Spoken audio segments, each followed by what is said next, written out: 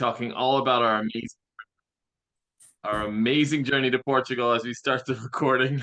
We're going to be talking about our amazing journey to Portugal, music education journey to Portugal, which is not necessarily continuing education, but more of a journey of purpose and discovery, explored through the lens of music and the impact of music and the culture of Portugal, which is an amazing way to experience Portugal. I've been there. I loved the music in Portugal, and I can't think of a better way to bring the culture to light other than through the music. This 9-day, 7-night journey will be June 7th to the 15th. 2025, and obviously hosted by our friend Dr. Lynn Brinckmeyer. Before we get into this journey, before we start talking about the amazing experiences we have in store, a little bit of housekeeping. Everyone on this webinar is muted, but that does not mean we don't want your questions or you to contribute. We absolutely do. There is a chat function there. If you want to click on that chat button at the very bottom, drop us a message. Let us know where you're from. Let us know where you're joining us from. You know, if you've had stories about where you've been to Portugal, some of your amazing experiences with Portugal, if you've traveled with Dr. Lynn Brinckmeyer before in the past, obviously, please let us know that where you've been, because we're so excited to have you join us in Portugal as well. This webinar is also being recorded. So if you do have to step away, or if you have someone that you really want to travel with, but they couldn't make it to this webinar, we will be sending out that recording. So please feel free, to share that with whomever you're traveling with. Or if you do have to step away, please don't feel guilty. You'll get the recording and be able to catch up on whatever you missed. So with that being said, let's get into our presentation. I want to just first and foremost introduce my co-hosts for this afternoon or morning, depending on where you're joining us from in the country. My co-host Nicola, who's the founder and owner of Nanda Journeys, and our guest host as well as journey leader, Dr. Lynn Brinckmeyer. Nicola, thank you so much for joining us. So good to be here. You know, this is my favorite thing to do during the week, is talk about our wonderful Nanda Journeys, but more importantly, to have conversations with you, Michael, and with our amazing leaders. And for those of you that have not traveled with or not had a music engagement opportunity with the wonderful Dr. Lynn Brinckmeyer, our dear friend. Lynn, we so appreciate you taking another journey with us around the world. I can't remember what number it is, but many times we have collaborated together, and I welcome you back. And I know there's lots of people here that are in our Nanda family. So hello, welcome, and good to see you.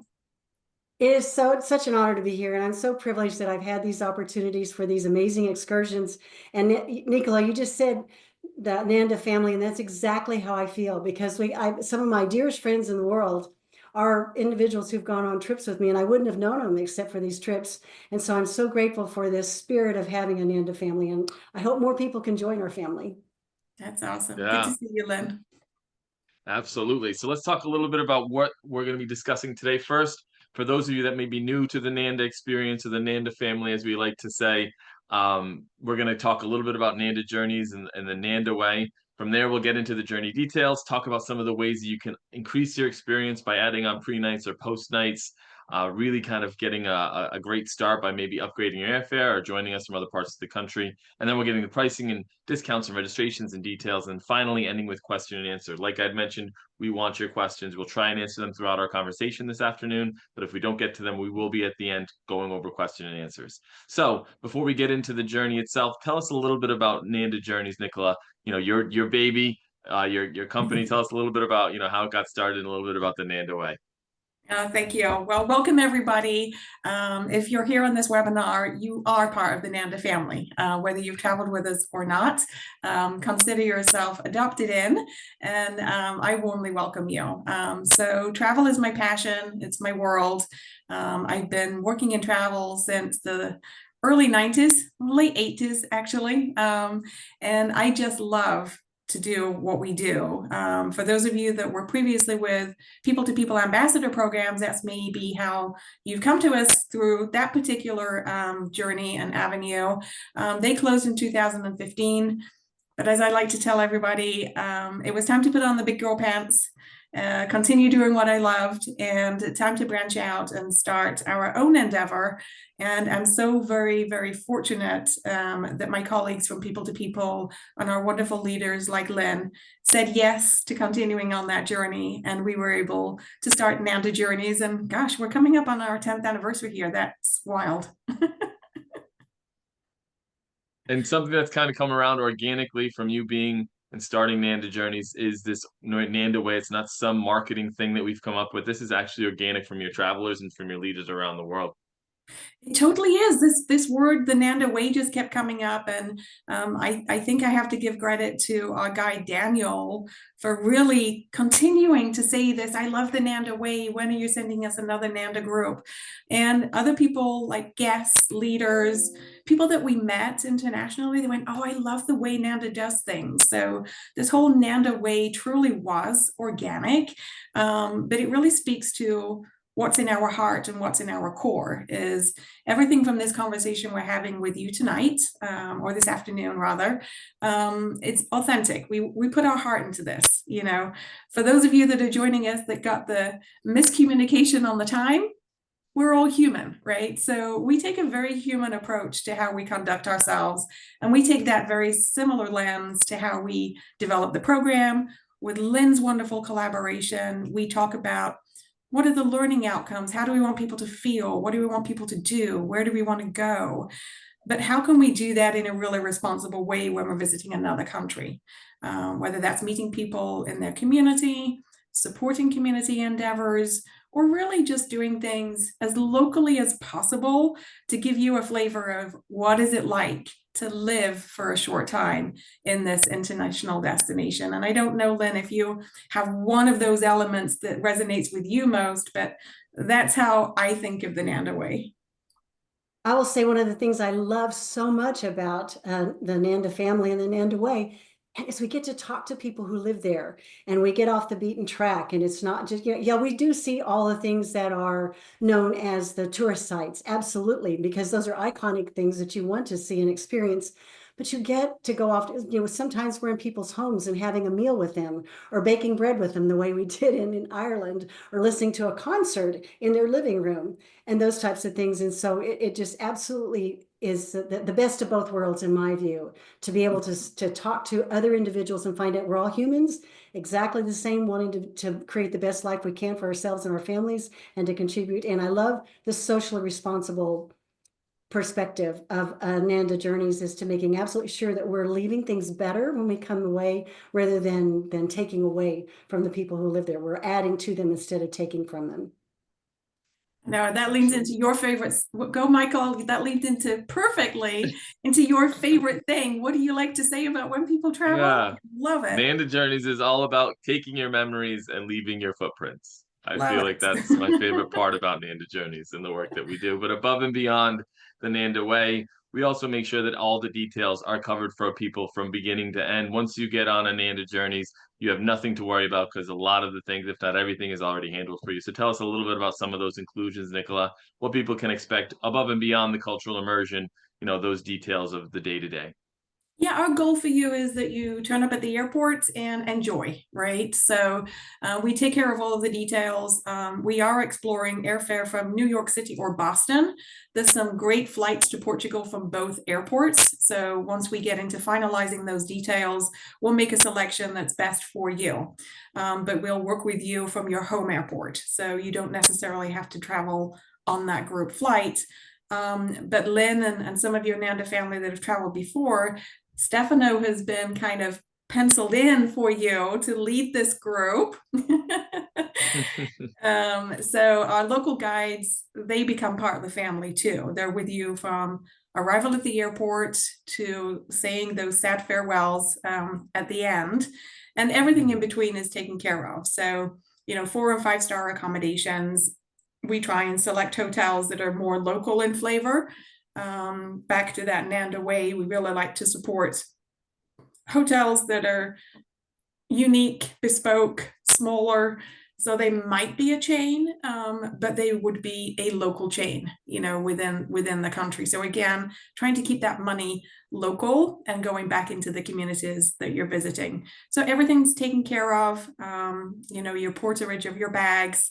We have lots of independent folks that like to do their own bags too, and that's okay. But if you don't, and you need a little bit of help with that, that's all coordinated too.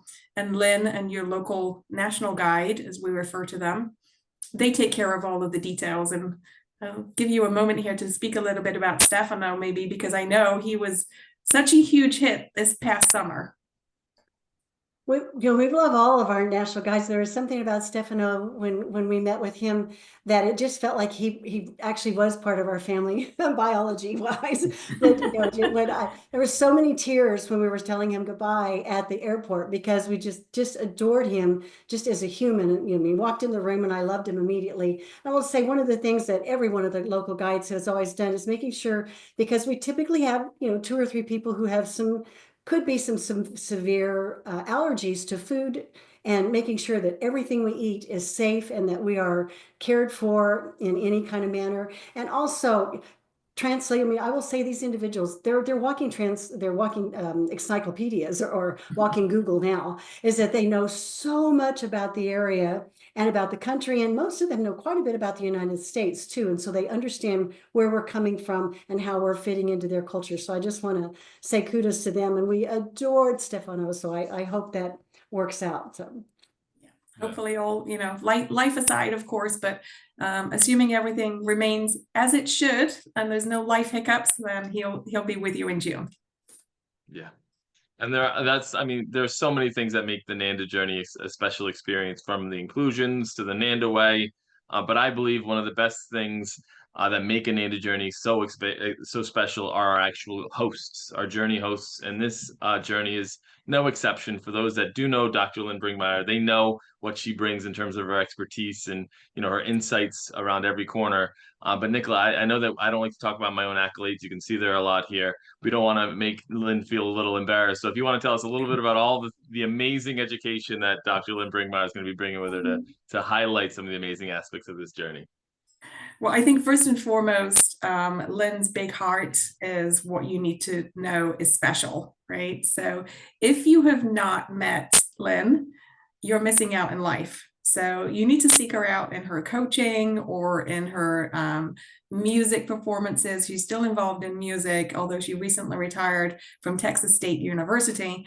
If you don't travel to Portugal, and I really hope you will, you need to seek out this wonderful woman. She'll enrich your life in more ways than you could possibly imagine. So, of course, we would have to spend the next hour talking about Lynn's great achievements in the world of music and music education, but some of the highlights you can read here. She's a very distinguished professor. I've personally seen her students crying when they're saying goodbye.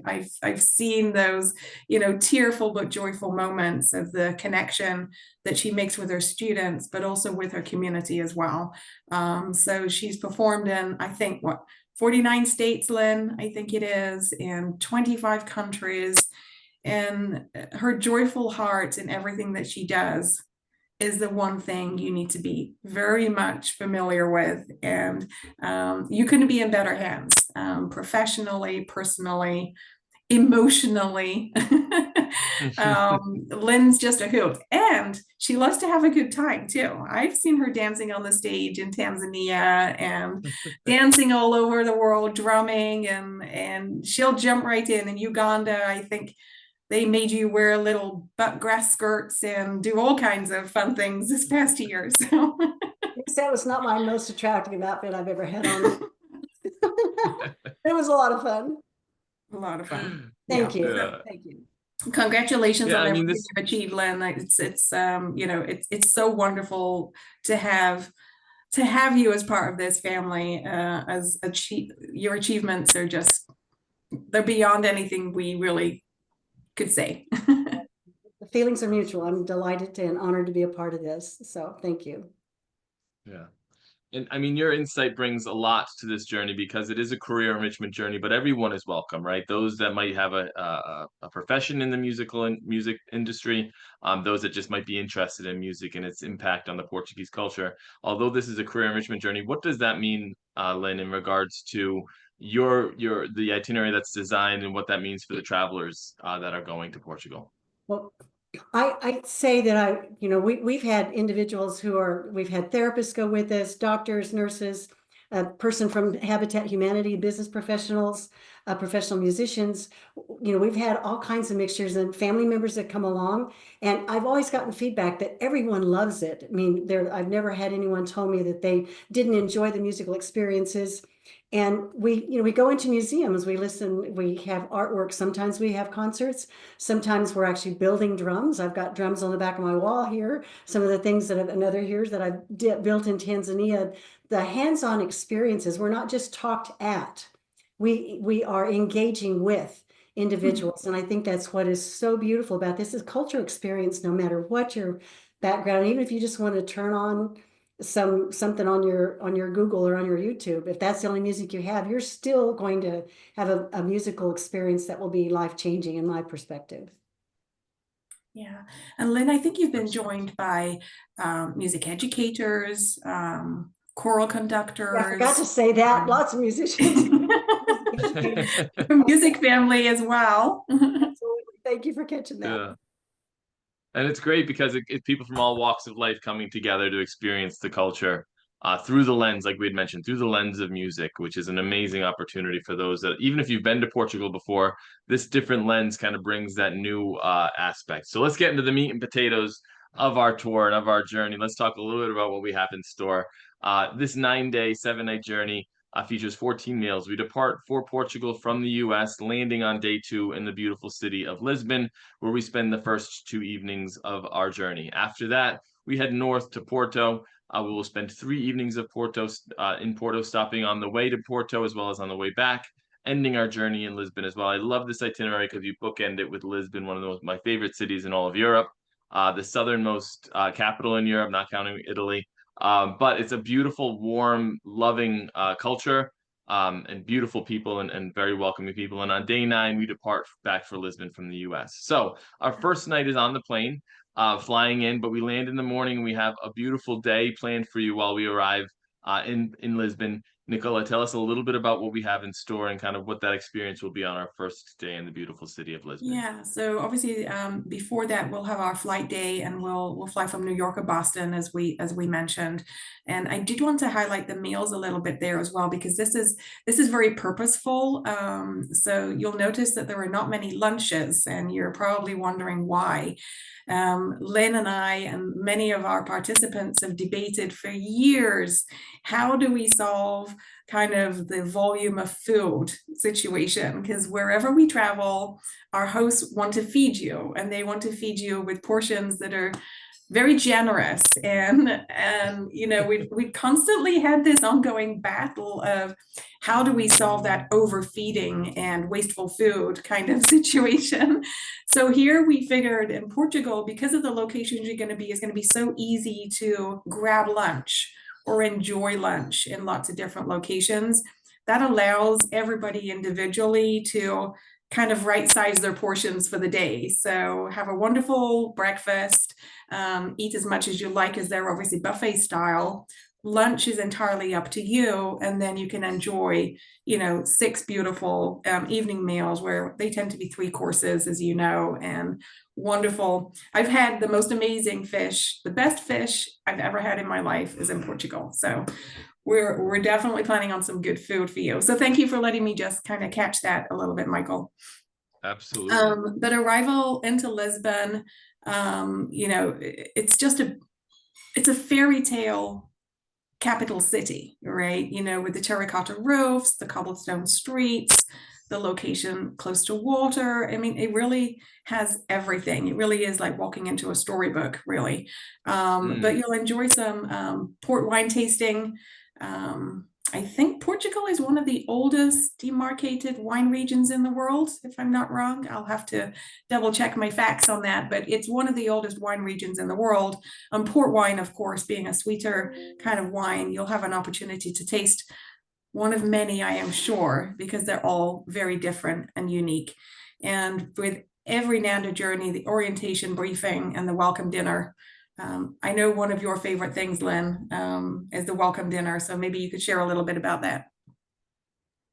One of the things about the welcome dinners, we at least almost every trip we've been on, there's been someone new.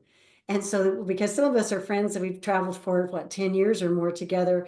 And so it's a family reunion for some of us. And so Yeah. it's so much fun to just run around and hug everybody and see them in person instead of on Zoom and those types of things. And also then bringing in the new people into the fold so so that they feel comfortable, and getting comfortable with our hosts too, so that they can be, and it's not just a job. We insist warmly that they with us, that they don't Yeah. sit over there like the staff over in the corner or go outside. And no, we want the bus driver, we want or the van driver, whoever it happens to be, and the staff to be with us. And so that we're all we have one big party, and we love have so much to offer. So I could get pretty excited about this, so I'll shut up.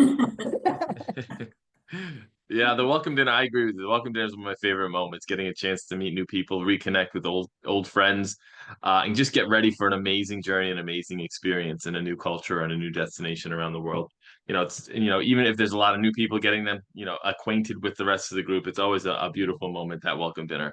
After the welcome dinner, after we're kind of all caught up to the time change, we go out and explore the beautiful city of Lisbon. Tell us a little bit about, Nicola, what we plan to do on this city exploration day.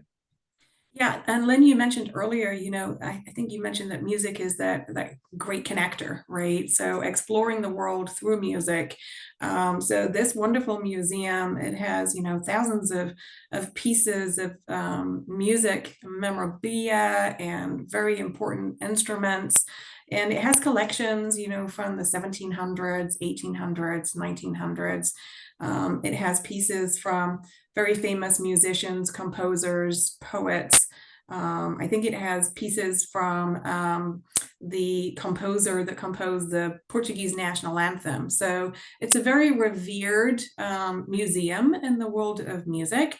So we will obviously visit here. We've invited somebody from the museum to talk to you and really give you some wonderful insights on, going to a museum is all well and good, but it really needs to be brought to life sometimes, right? So we need to understand the magnitude of what it is and the history and the depth of the history that we're seeing. And then, of course, a Portuguese lunch. This is the one day where we're going to have a wonderful lunch before meeting somebody that is either involved in music education or from a local college. The one challenge with our music education journeys is, in order to make it available to all of our educators and those that are involved in academia, we have to travel in the summer. But the converse challenge of that is we can't really integrate with the students because they're on their school holidays too. But we do always find an opportunity to have somebody come along that is very much involved in music in the city, and that'll happen today. If I could just add, just a little story just popped in my mind about a museum that we saw on our recent trip to Vienna.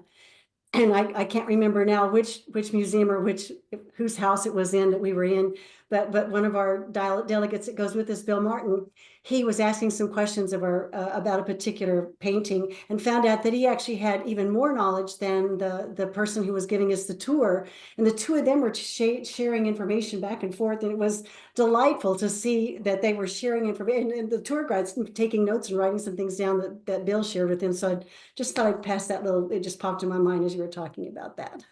1,000 years of history, it's impossible for any one person to carry that knowledge in their brain. So it's just so wonderful to have that story. And Bill, I think you're here today, so thank you for being a wonderful part of our Nanda family and for always being open to sharing your knowledge. This is a two-way journey. We have experts. Hi, Bill. Good to see you. And we have experts, of course, but you're all experts in your field, and we all have history. We all have stories. We all have connections and a depth that can be exchanged in a very personal way like that. It's very special. Yeah, absolutely. And dinner tonight is on your own on this evening. So I know that can be intimidating for some people, like especially if you're traveling alone, they always wonder, dinner on my own, am I going to be sitting in a restaurant by myself and, not really enjoying the group? Can you explain to us, for those that may not have been on a Nanda journey or on a Lynn journey, how that dinner on your own might be for those that, are kind of, hesitant and kind of worried about something like that? I will say, in all the trips that I've ever taken, I don't know that I've ever eaten dinner alone ever, because everyone says, "So where are we going tonight?" And it's up being this mob of people going to the same restaurant. Once in a while, some may have tummy problems or something, they want to stay in their room, but it typically ends up being the entire group. We all want to hang out with each other, and we go find a place. And so it's not necessarily, now if you want it on your own, absolutely you can have it, but we tend to just kind of hang together. So we'll make sure you're never by yourself if you don't want to be. Yeah, that's what I assumed. I wanted to throw it out there because people might see dinner on my own. What am I going to do? I'm by myself, or, I don't know any restaurants. Everybody stays together. They all have a good time. After that evening, we head back to our rooms. The following day, we head north to the beautiful city of Porto before stopping at Fatima. But tell us a little bit about our trip up to Porto, Nicola. Yeah, I think, from start to finish, the journey itself is about 3 hours, but as you know, there's lots of things to see along the way. We're not just an A to B trying to get there kind of with a group. So we've planned to stop in Fatima.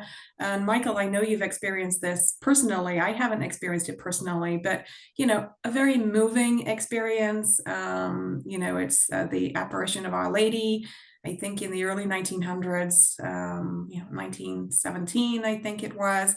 And, for those of you who are spiritual or faithful, and even if you're not, it's just a beautiful, stunning location that affords you an opportunity to experience Fatima, to wander around and to take one of those lunch on owns. And just, if you are spiritual and this is an important kind of location for you, we've allocated time.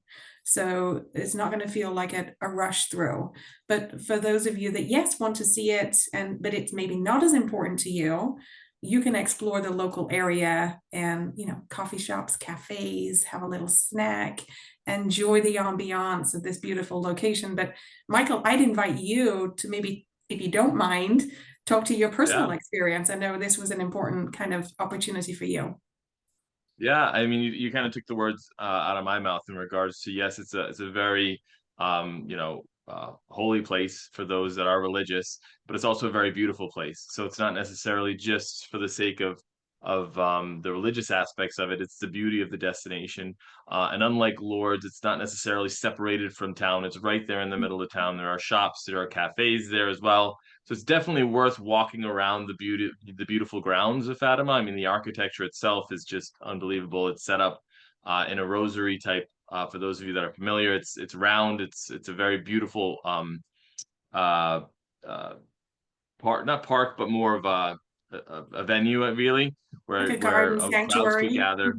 Yeah, Yeah. exactly. It's Yeah. beautiful. It's just nice to walk around. But again, it's in town, so it's very easy to kind of go grab a cup of coffee and kind of walk through the town and still experience some of that Portugal culture as well. So it's kind of a win-win for everyone. And one of my favorite moments, personally, of my trip to Portugal was actually getting a chance to experience Fatima. I wasn't there as long as I would have liked, but it was still a very, very amazing experience for myself. So that's definitely going to be a big highlight for those that are going on this journey.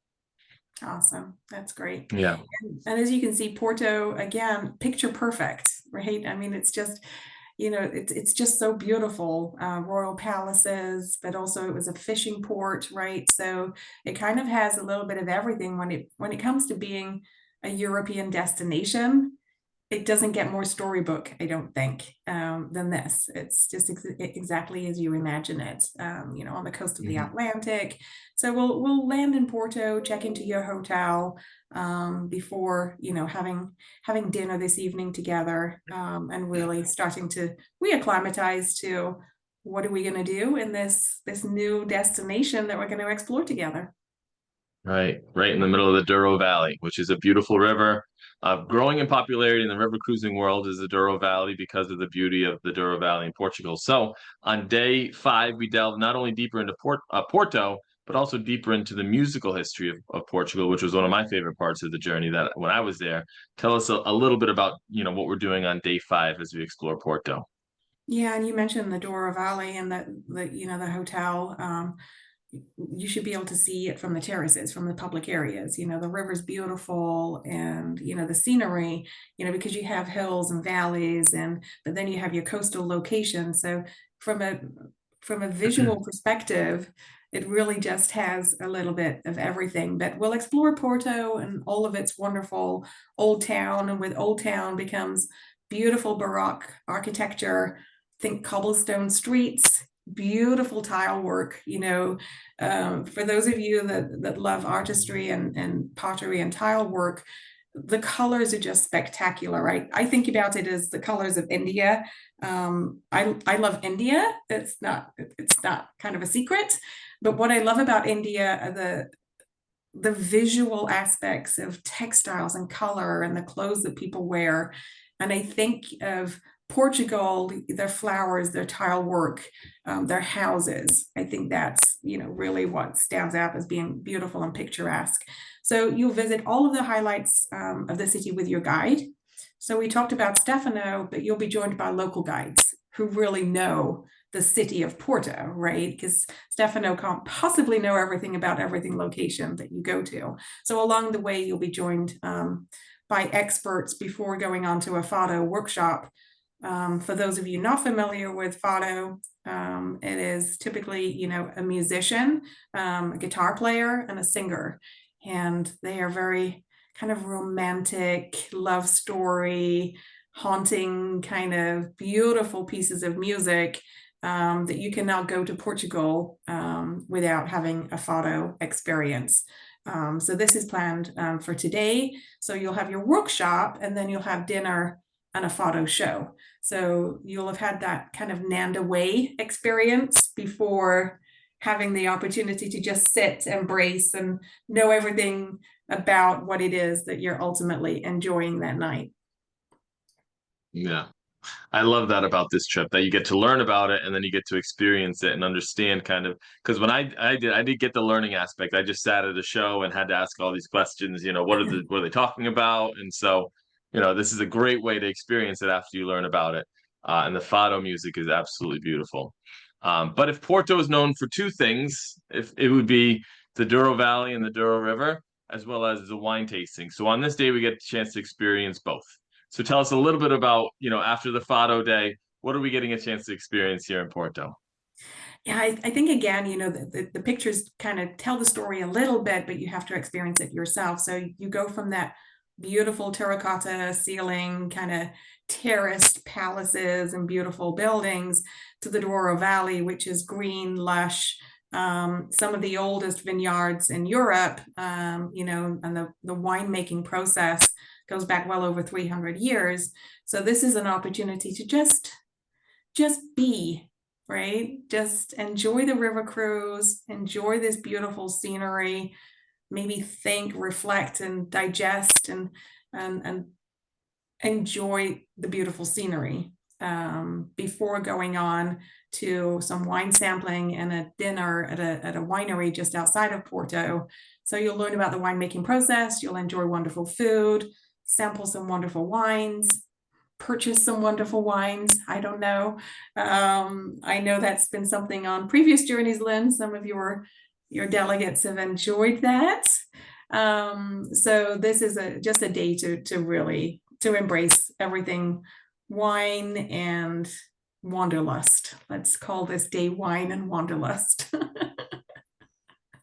I love it. It sounds like an amazing day. I unfortunately did not get a chance to go as far north as Porto. It's one of those destinations still on my bucket list, but Fatima was as far north as I went. But I've heard so many amazing things about the Douro Valley. We get one final morning after breakfast to kind of experience the city one more time before heading down to Lisbon and experiencing the last 2 evenings of our trip. Tell us a little bit about our journey back to Lisbon for the final couple of days. Yeah, the beautiful thing about visiting this part of, Portugal is you can do this loop that doesn't feel kind of rushed or crazy, but it allows you easy in and out access to Lisbon, right? So it makes that process really straightforward. But we're going to have a visit to a traditional instrument maker today. So that could be a mandolin or a traditional Portuguese guitar, as you see here. So that again is going to be that workshop element. And I know you've done lots of workshops all over the world, Lynn, and your Nanda delegates that have joined you. So this will be very traditional Portuguese. I think in Greece you went to a workshop, and in Ireland, and pretty much everywhere. I think we've tried to at least get one musical related kind of instrument workshop in there. So that's planned for today before going back to your Lisbon hotel and having another wonderful meal after your own selected lunch. So I'm really, really hopeful that we've got the meals right this time, Lynn. I'm just crossing my fingers that this is the strategy that works. Yeah, another amazing day. I love how like the journeys, the drives, you kind of break them up by having experiences along the way. It allows for those little bit of a longer drive. Not sure exactly. I think it's roughly about 3 hours between Lisbon and Yeah, Porto. So between the two. it's Yeah. not a day trip. You're not going to take all day on the motor coach. There are a few stops to kind of break up the trip, but it is a very easy day on the motor coach, broken up by lunch, as well as a stop to visit this instrument maker. After arrival, back in Lisbon, we have dinner. We spend the night at the hotel, and the following day we head out to Sintra and Cascais, which is right there on the Atlantic Ocean. Some of the most beautiful, Atlantic cities in the world. Really, tell us a little bit about the city trips to Sintra and Cascais. Now, this is the wonderful thing about Portugal, right? So you have these very historic, beautiful cities, but you're so close to the coastline. So again, from this picture perfect picture book opportunity to be in the city 1 minute and just be by the coast, be by the water. And we all know the healing properties of water, right? Just being close to water just feels so relaxing.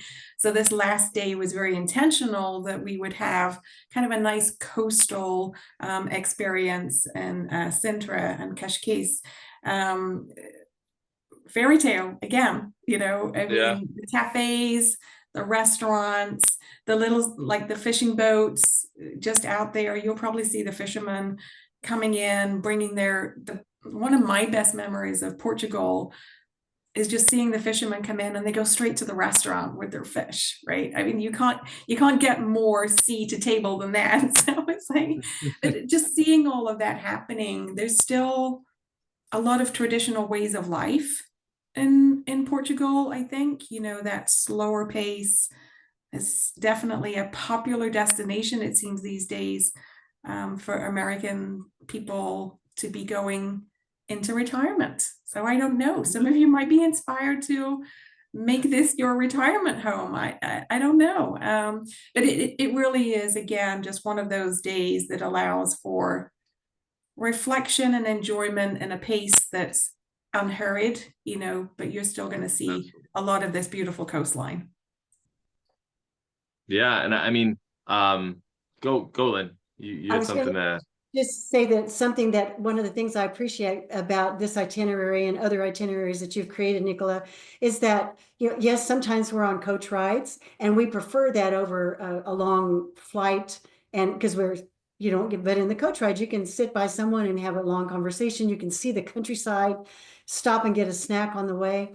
And one of the things you do so well is giving us chances to reflect and talk to each other and absolutely process the journey as we go along. And we do appreciate that so much. So I see that filtered in throughout the entire trip, and I really appreciate that. Thank you. Yeah. It's only through our shared learning that we get that opportunity to refine, right? We might have been doing this for a long time, but there's always an opportunity to learn and do things differently. And that's what I love about the Nanda family, is they're willing to give constructive feedback so we can refine and improve and incorporate everybody's feedback. And your travelers are just so wonderful at that. And I appreciate it so much. It makes the family dynamic even more worthwhile. We can have things that we don't agree on, and that gets fed back, and we're like, all right, well, we'll do it different next time. So here we go. Right.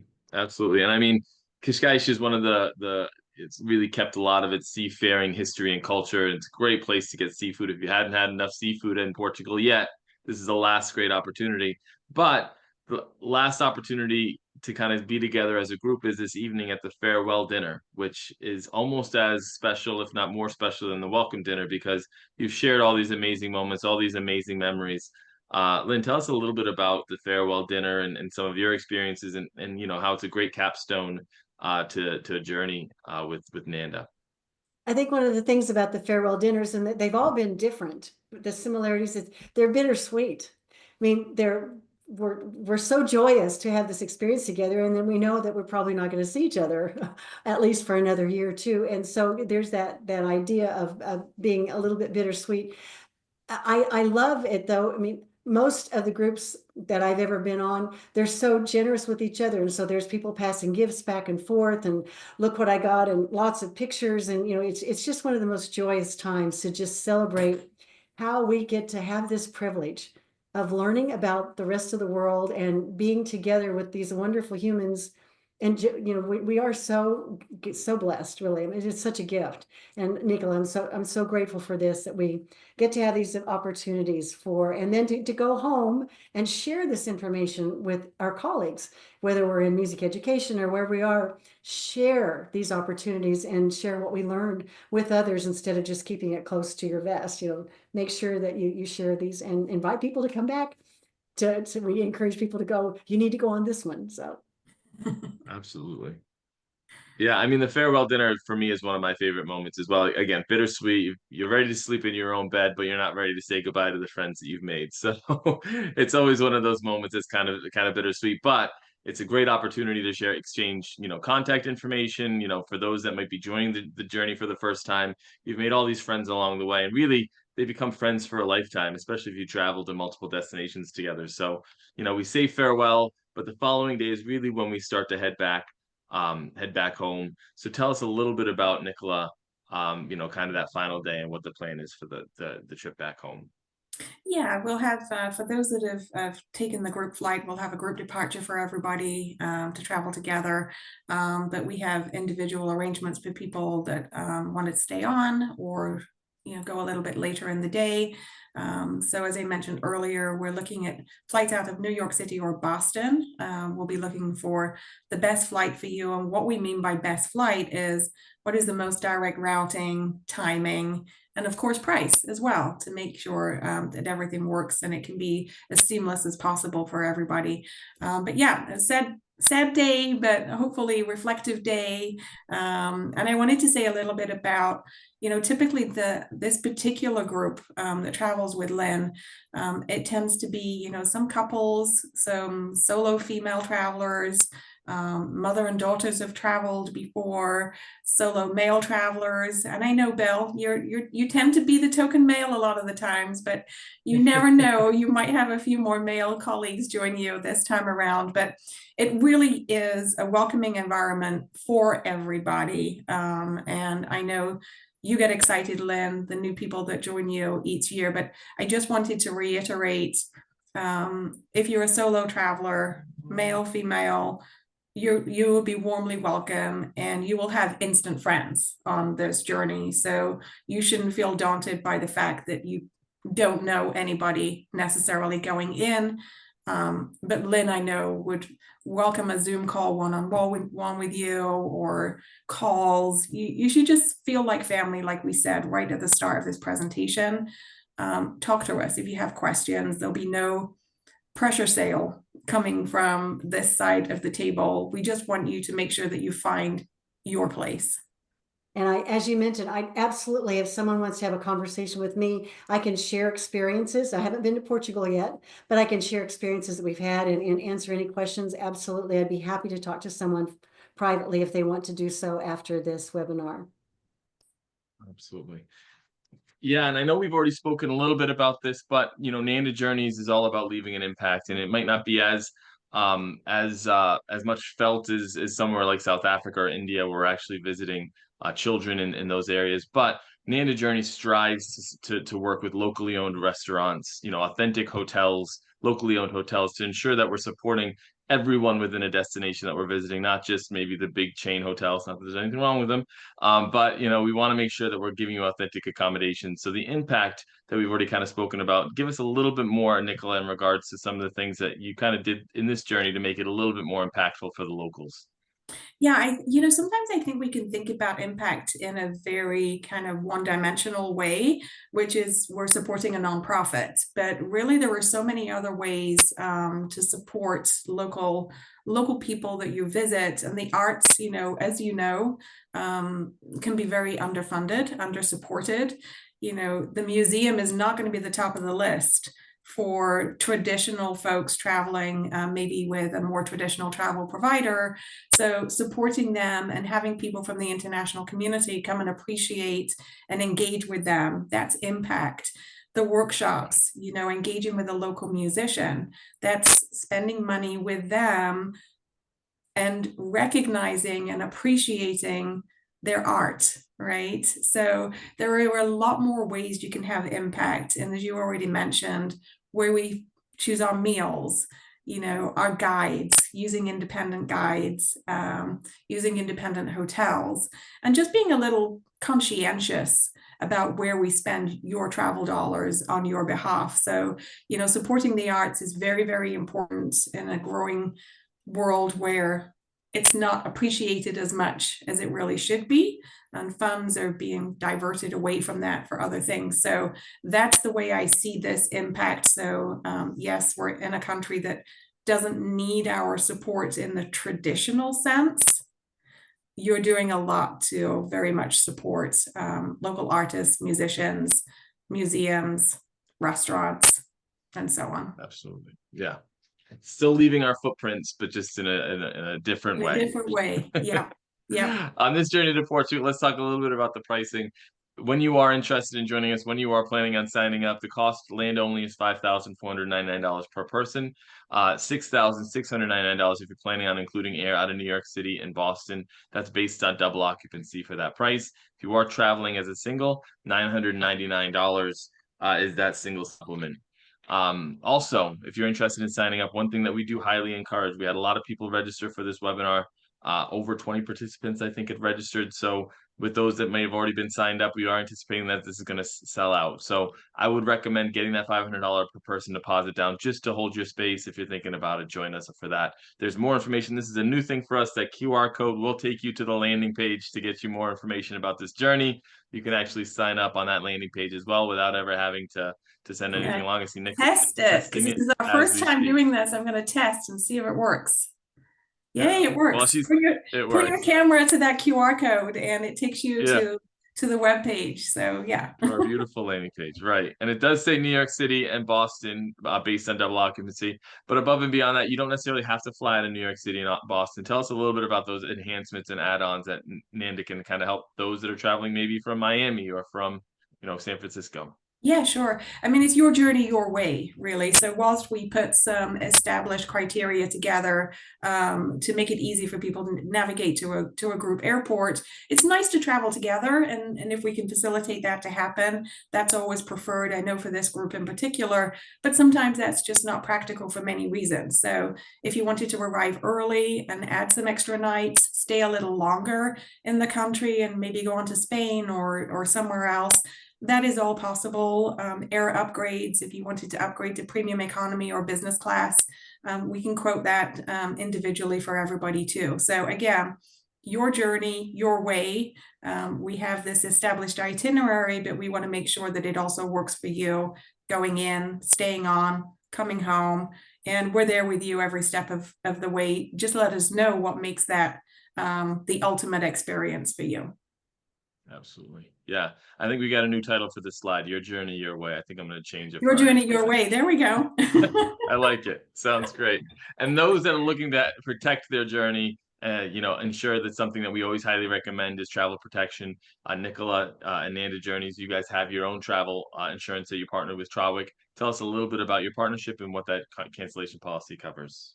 Yeah, of course, we never want to talk about the things that go wrong. But for those of you that travel frequently, we know it happens. Lynn, I know you had a flight cancellation that prevented you from getting your flight to New Zealand one year. You know, there's things happen, and this is not a mandated thing, but we cannot encourage you enough.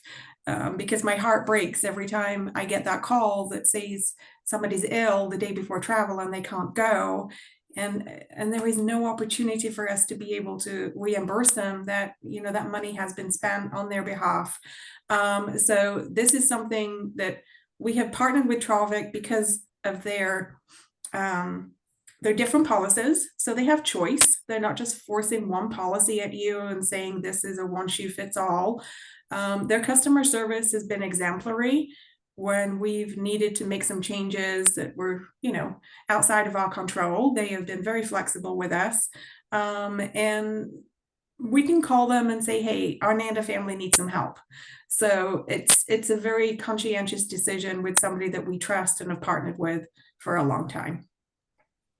If I may speak to that from experience, as I said, I did miss the first part of the trip to New Zealand because of the flight cancellation of weather. But also, I contacted COVID the day before we're going to Ireland.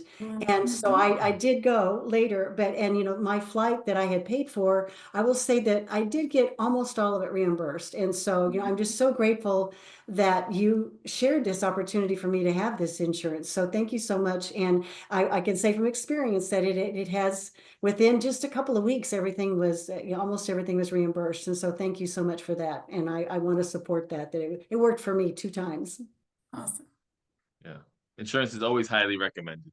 I always say it's better to have it and not need it than need it and not have it, because if you don't have it, it can get very expensive very quickly.